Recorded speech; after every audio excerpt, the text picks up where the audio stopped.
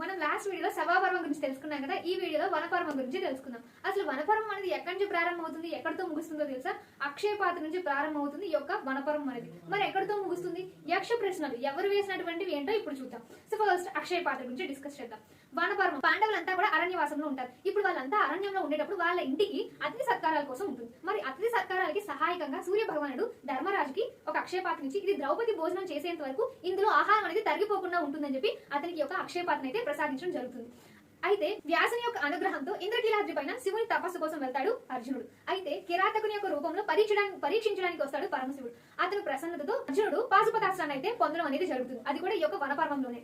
అయితే ఇక్కడ శివానుగ్రహంతో ఇంద్రలోకానికి వెళ్ళినటువంటి అర్జునుడు ఊర్వశిస్తుంది అతనికి శాపం, అంటే తన కోరిక తీర్చమనిగా తను నిరాకరిస్తాడు. అందుకు ఆమె శాపాన్ని అయితే ఇవ్వడం జరుగుతుంది. అదే శాపంతో అజ్ఞాతవాసంలో అతనికి విరాట పర్వంలోని నీకు అది సహాయకంగా ఉంటుందని, అది నీకు ఉపకరిస్తుందని తన తండ్రి అయినటువంటి ఇంద్రుడు అర్జునుడికి చెప్పడం అనేది జరుగుతుంది. అయితే ఇదే పర్వంలోని ఈ యొక్క వనపర్వంలోనే ఋషులు ఈ యొక్క ధర్మరాజు దగ్గరికి వచ్చి చెప్తారు నలోపాఖ్యానం కథను, అలాగే సావిత్రి సత్యవతుల యొక్క కథను, వీటితో పాటు రామపాఖ్యానం. సో ఈ యొక్క పుణ్యమైనటువంటి కథలన్నింటినీ కూడా ధర్మరాజుకి వివరించి అతనికి ధైర్యాన్ని ఇస్తూ ఓదార్పునైతే అందించడం జరుగుతుంది అనమాట. సో అయితే ఇక్కడ చూడండి, సౌగంధిక పుష్పాల కోసం వెళ్తాడు భీముడు. తన దారి మార్గం మధ్యలోని ఒక ముసలిపోతు రూపంలో ఉన్నటువంటి అతని సోదరుడైనటువంటి హనుమంతుని తను కలుసుకుంటాడు.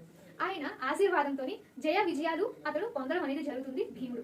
అయితే ఇక్కడ కట్ చేస్తే ఘోషయాత్రకు వెళ్తాడు. ఎవరు? దుర్యోధనుడు ఘోషయాత్రకు వెళ్ళడం అనేది జరుగుతుంది. అక్కడ గంధర్వుల్లో ఒకరైనటువంటి చిత్రసేనుడి చేత అతడు బంధించబడతాడు.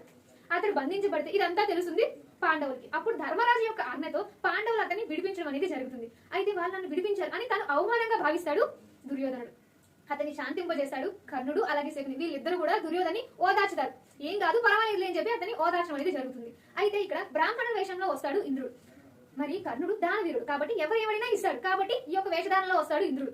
తనకి ఏం అడుగుతాడు? మీ యొక్క సహజ కవచ కుండలాలు ఉన్నాయి కదా, వాటిని దానంగా ఇవ్వమని అడుగుతాడు. వచ్చిన ఇంద్రుడైనా అతనికి తెలుసు, అయినప్పటికీ కూడా ఇస్తాడు. మరి దానికి ప్రతిఫలంగా అప్పుడు ఇంద్రుడు ఒక్కసారి మాత్రమే ఉపయోగించగలిగే శక్తి ఆయుధాన్ని అయితే తనకి ఇవ్వడం జరుగుతుంది. సో దాన్ని ఈ యొక్క కర్ణుడు అయితే పొందడం అనేది జరుగుతుంది. అయితే ఇప్పుడు వీళ్ళంతా కూడా అరణ్యంలో ఉంటారు. అయితే ద్రౌపదిని అపహరించడానికి వస్తాడు జయద్రథుడు. ఇక్కడ భీమార్జునులు ఇద్దరు కూడా ఈ యొక్క జయద్రథుని పట్టుకుని అతని గుండె గీస్తారు. గుండె గీయించి అవమానంతో అతని విడిచిపెడతారు. తన తలపైన 5 పిల్లకలను విడిచిపెట్టి అతన్ని విడిచిపెట్టడం అనేది జరుగుతుంది అనమాట. అది కూడా ఈ యొక్క పర్వంలోనే. ఇంకా చివరిగా వనపర్వం ముగింపులోని యక్ష ప్రశ్నలతో అయితే ముగుస్తుంది కదా.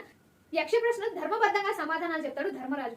చెప్పి యమధర్మరాజుని అతను ప్రసన్నం చేసుకుంటాడు. ప్రసన్నం చేసుకున్న తర్వాత తన యొక్క సోదరులందరూ కూడా మరణిస్తారు. వాళ్ళందరికీ కూడా తిరిగి మృత్యు పాండవులా చేయమని చెప్పి అతన్ని అడుగుతారు. అదే విధంగా యమధర్మరాజు వాళ్ళకి తిరిగి ప్రాణం పోయడం అనేది జరుగుతుంది. ఇదంతా కూడా ఈ యొక్క వనవాసంలోనే జరుగుతుంది. ఇక్కడతో ముగుస్తుంది. తర్వాత విరాట పర్వం అనేది ప్రారంభం అవుతుంది.